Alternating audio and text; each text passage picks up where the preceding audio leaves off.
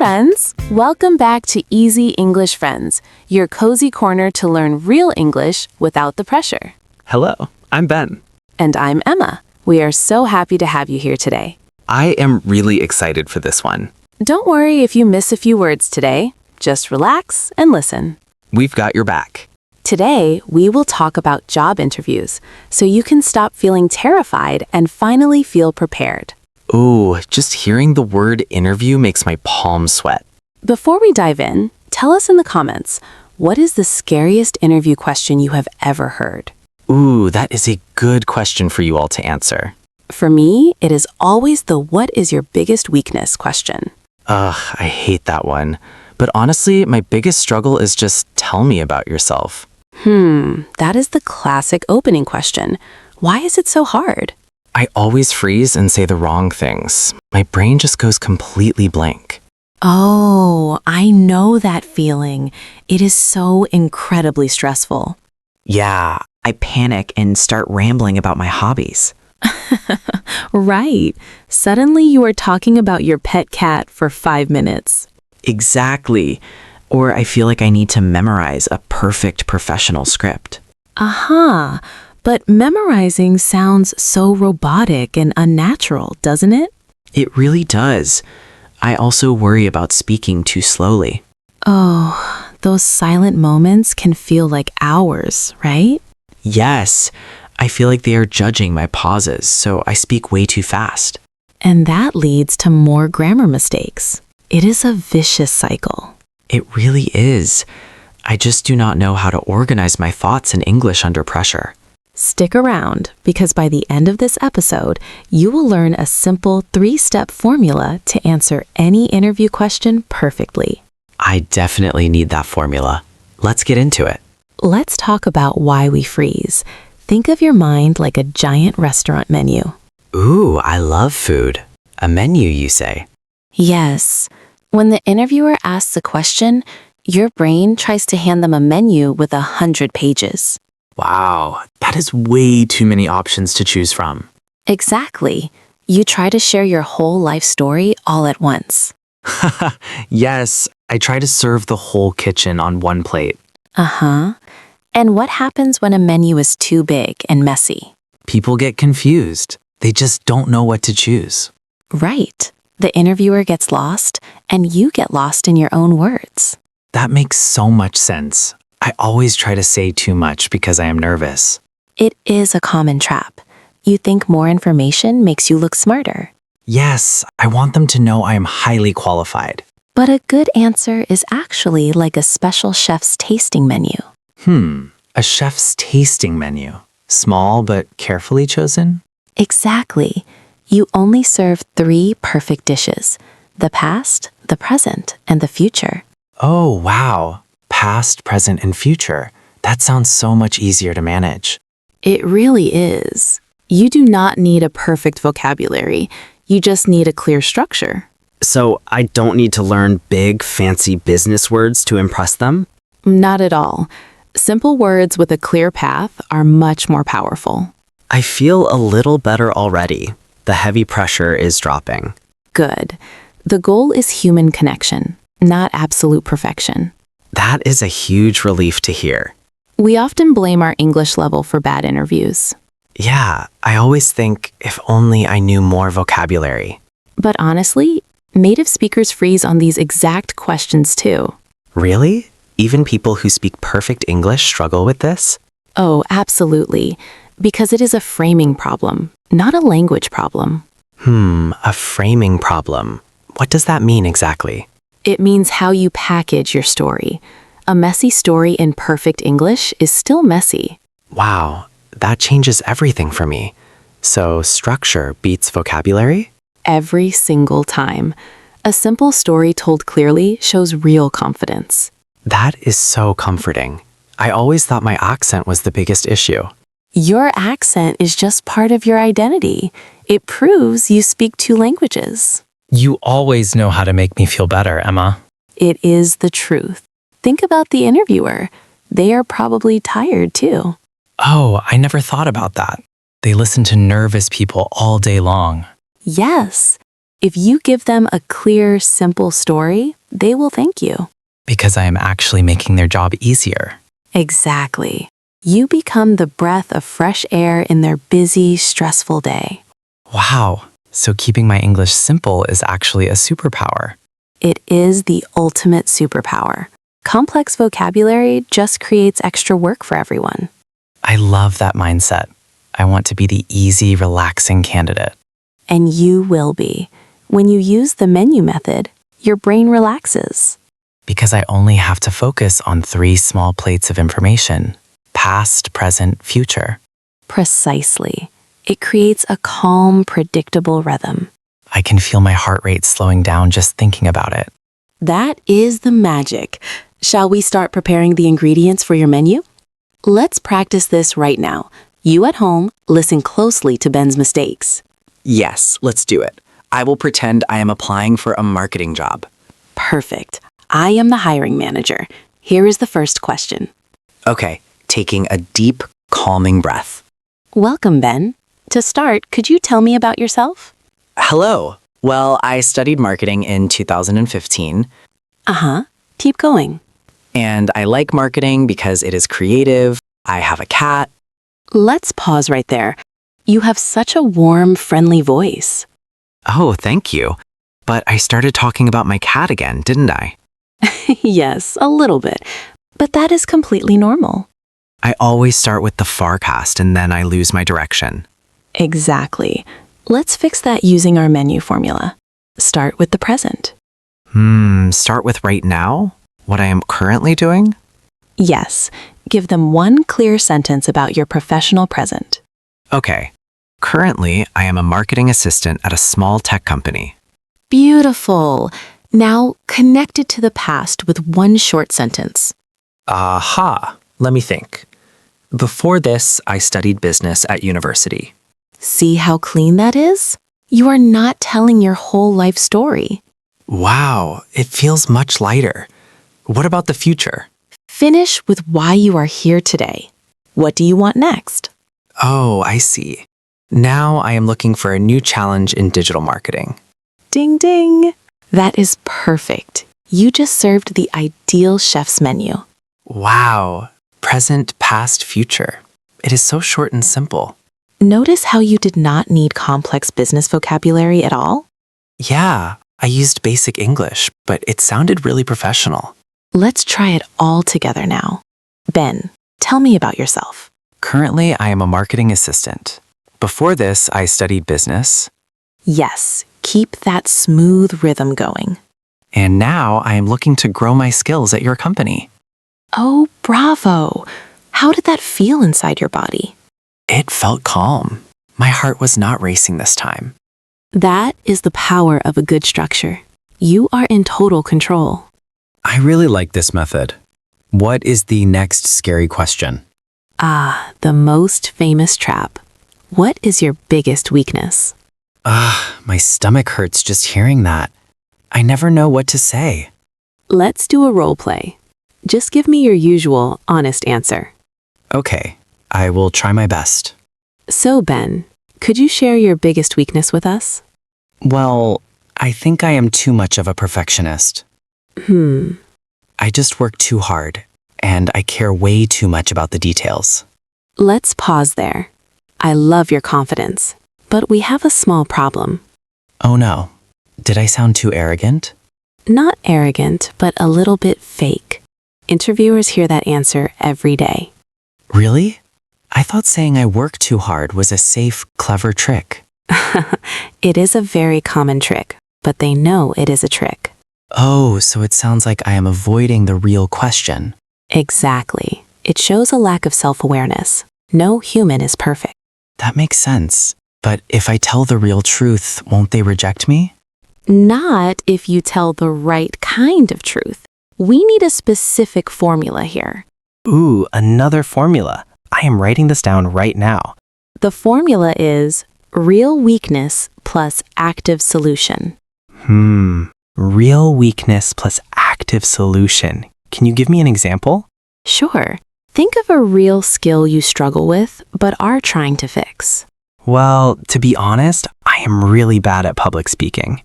That is a great, honest weakness. How are you fixing it? I recently started taking a small online class for communication. Perfect. Now put them together. Try the role play again. Okay, let me gather my thoughts. Then, what would you say is your biggest weakness? To be honest, I sometimes feel nervous during public speaking. Great start. Now gently add the active solution. However, I recently started an online course to improve my presentation skills. Wow, that was incredible. Do you feel the difference? Yeah, I sounded honest, but I also sounded like a real problem solver. Exactly. You turned a negative into a beautiful story of growth. And my English was so simple, just basic past and present tense. You are doing amazing. Let's do one more common scenario. Okay, I am ready. Bring on the tough questions. Why should we hire you instead of other candidates? Oh, wow. That one always makes me feel so small and unqualified. It is intimidating. Let's hear your very first attempt. Because I am very hardworking and I really, really want this job. Let's pause. That was very passionate and sweet. But it sounded a bit desperate, didn't it? A little bit. Hardworking is a great word, but it is far too general. Yeah, I guess every single person says they are hardworking. Exactly. We want to use the one special skill rule. The one special skill rule. How does that work? Pick just one thing you do better than average and give a tiny example. Oh, so instead of just saying hardworking, I need to show proof? Yes. For example, are you good at organizing messy projects? Actually, yes. I love creating spreadsheets to organize team tasks. Perfect. Try saying, I am great at organizing complex tasks. I am great at organizing complex tasks. Now quickly add your tiny proof. For example, I always create clear spreadsheets for my team. Bingo. Let's put it together in the role play. Okay, I think I have got this. Ben, why should we hire you? I am great at organizing complex tasks. For example, I build clear spreadsheets. Keep going. So my team always knows what to do. That was absolutely brilliant. You sound so capable and grounded. Wow, I actually feel ready for a real interview right now. Let's do one final, very important scenario. The end of the interview. Oh, right. When they say, "Do you have any questions for us?" Exactly. What do you usually say when they ask that? I usually just smile and say, "No, I think you explained everything perfectly." Let's pause. That is a very polite answer, but it is a missed opportunity. Really? I just want to be polite and finish the stressful interview. I understand. You just want to escape the room. Yes, I am tired and I just want to go home and sleep. But saying no makes you look uninvested or bored. Oh no, so I have to ask a question? What if my English is bad? Keep it incredibly simple. Ask about the team or the daily work. Like, what does a normal day look like? Yes, that is a fantastic, simple question. Let's role play it. Okay, I am sitting up straight. I am ready. Well, Ben, it was great meeting you. Do you have any questions for us? Thank you. Yes, I was wondering, what does a typical day look like here? Bravo. That shows you are truly interested in the reality of the job. And it is so easy to remember. I don't need a fancy, complicated question. You listening right now, remember this.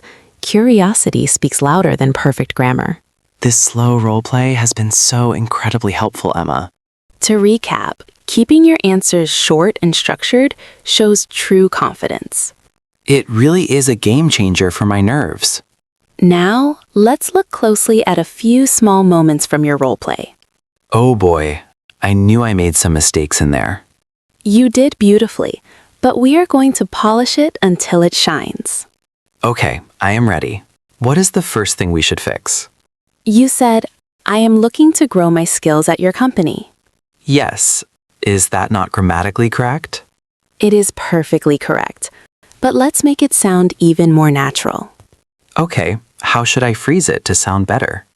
Instead of at your company, Try saying with your team. With your team. Oh, that sounds much warmer, actually. Exactly.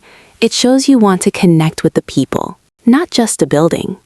Wow, that is such a tiny change, but it makes a huge emotional difference. It shifts the focus from cold business to a warm human connection. I love that. It makes me sound like a team player automatically. Let's practice the rhythm of that specific phrase right now. I am ready. How should I say it? We want to connect the words smoothly. With your team. Like one long flowing word? Yes. Notice how the end of with blends right into your. With your. Like the words are holding hands? That is a beautiful way to picture it. Let the sound flow gently. With your team. Beautiful. Your voice sounds so incredibly relaxed and confident now. It feels really good to say it that way. Not robotic at all. Let's look at one more tiny habit to fix from the role play. Hit me with it. I am completely open to learning. When you answered the weakness question, you started with, to be honest. Yes. Is that a bad phrase to use in an interview? It is very common, but it can accidentally send the wrong signal. Really? How so? I was just trying to sound sincere. I know, but sometimes saying, to be honest, makes people wonder. Wonder what? It makes them subconsciously wonder if you were lying before. Oh my goodness, I never even thought about that. It is a tiny, hidden psychological trigger for the listener. Wow. So what should I say instead to sound genuine? Just drop the phrase completely. Start directly with your answer. So instead of, to be honest, I feel nervous, I just start? Yes. Just say, I sometimes feel nervous during public speaking. I sometimes feel nervous. Wow, that sounds so much stronger. Exactly. You do not need to announce your honesty. Just be honest. That is such a brilliant adjustment. It removes all the unnecessary filler. Speaking of filler, let's talk about the sounds you made. Oh no, I used a lot of filler words, didn't I? Just a few. It is a natural defense mechanism when searching for words. Yeah, my brain panics, so my mouth just makes a sound. But it distracts from your powerful message. Let's replace the Okay, what is the replacement? A fancy transition word? No, the most powerful replacement is absolutely nothing. Just silence. Silence. Just pause and say nothing at all? Yes. A 2-second pause makes you look thoughtful, not lost. Wow. A pause feels like an eternity when I'm feeling nervous. I know, but to the listener, it shows you are deeply calm and controlled. I will definitely practice pausing more. That is powerful advice. Now let's explore 3 powerful words we used in our conversation today. I am ready to expand my vocabulary. What is the first word? The first word is framing. Framing. Like putting a picture into a wooden frame? Yes. Simply, it means how you present or structure pieces of information. Ah, right. We talked about framing our interview answers earlier. Exactly. For an everyday example, the framing of this photograph is beautiful. Okay, that's the literal physical meaning of the word. But for a deep emotional meaning, positive framing can change how you view past mistakes. Oh, wow. So changing the frame actually changes the feeling. Yes, you change the heavy story you tell yourself. I love that concept. I want you at home to practice saying this with us. Repeat. Framing. Framing. Our second magical word today is grounded. Grounded. Does that mean literally touching the ground? Yes, but it means feeling stable, calm, and sensible in your mind. I definitely want to feel grounded during a stressful interview. We all do. For an everyday example, this heavy oak table feels very grounded. That makes sense. It is physically stable and strong. Now for the emotional example. Talking to a good friend keeps me feeling grounded. Oh, I love that one. It means feeling emotionally safe and steady when life is crazy. Exactly. When you are grounded, panic cannot take over your brain. That is such a comforting word. I need more of that feeling. Let's lock it into your memory right now. Repeat. Grounded. Grounded. Let's do one final, beautiful word. Navigate. Navigate. Like using a map or a GPS in my car? Exactly right. It means finding your way through a tricky or complex path. Like a ship navigating through a dark storm on the ocean. Yes. Everyday example. I need my phone to navigate these busy city streets. I definitely need my map app for that too. And the emotional example, it is hard to navigate the complex feelings of grief. Oh, that is very deep. Finding your way through a heavy sadness. Or navigating a difficult conversation with someone you love. It makes the struggle sound like a journey rather than a failure. That is the perfect way to look at it, Ben. Let's practice saying this final word together. Repeat. Navigate. Navigate. Are you ready for your final challenge today? Oh boy, I think I am ready. My palms are finally dry. That is a wonderful sign. You are feeling very grounded. Yes, the menu method and the power of pausing really helped me. I am going to throw a surprise question at you now. Oh no, a surprise question? That sounds absolutely terrifying. Just remember to pause, breathe, and navigate your answer slowly. Okay, I am taking a deep, slow breath right now. Ben, tell me about a time you made a big mistake at work. Wow, that is a really heavy one. Let me pause for a second. Take all the time you need. In my last job, I completely missed an important project deadline. Good start. Honest and very direct. Now gently add your active solution. Because of that, I started using a digital calendar to track every task. Excellent. Keep going. What is the final result of that change? And since that day, I have never missed a single deadline again. Oh my goodness. That was absolutely flawless, Ben. Wow, I actually did it. I didn't panic or start rambling. You stayed completely grounded. You served a tiny, perfect menu. It is amazing how much easier it is when you just tell the truth. The truth is always easier to remember than a fake, complicated script. It really is. My brain did not have to work so hard to translate. Let's talk about the physical feelings of panic for a moment. Oh, I know those feelings well. My heart races and my hands shake. When your hands shake, what is your brain secretly telling you? It is telling me that I am in danger, like I am being attacked. Exactly. Your brain thinks the interviewer is a dangerous predator. Yes, like a hungry lion in the jungle waiting to eat me. But if you change the framing, you change the physical reaction. How do I frame them so they do not look like a lion? Frame them as a tired person who desperately needs your help. Oh, wow. That completely changes the power dynamic in the room. It really does. They have a problem, an empty desk, and they need you to fix it. So they actually want me to succeed. They are hoping I am the right person. Precisely. They are cheering for you silently. They want their search to be over. That makes me feel so much softer. The lion is just a tired office worker.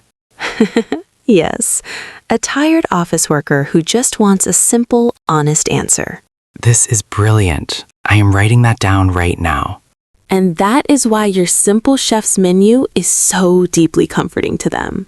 Because it does not add any more stress or confusion to their busy day. So tell me, outside of this podcast room, how will you use this? Honestly, I have a real job interview coming up next Tuesday. Oh, that is so exciting. Are you feeling nervous about it? I was completely terrified yesterday, but right now, I feel a strange sense of calm. Because you finally have a clear, reliable structure to lean on. Yes, I am going to write down my past, present, and future menu tonight. That is a brilliant plan. Just 3 simple plates of information. And I will remember that silence is my friend, not my enemy. Exactly. A 2-second pause shows them you are a thoughtful, confident human. I feel like a massive weight has been lifted right off my chest. You are going to do beautifully. Just remember to be yourself. Thank you, Emma. I actually feel ready to show them who I am. Before we go, do not forget our comment challenge for today. Yes. Tell us about the scariest interview question you have ever faced. We read every single comment, and we love learning about your experiences. If this episode helped you feel less stressed, please subscribe and share it. It helps our little cozy corner grow so we can help more friends. We are so incredibly grateful to have you learning with us today. And remember, your English is already good enough to shine brightly. Just take a deep breath, pause, and tell your clear story. I am Emma. And I am Ben. Thank you for spending your valuable time with Easy English Friends. Keep your head up. And keep your heart open to new journeys. See you soon. Bye for now.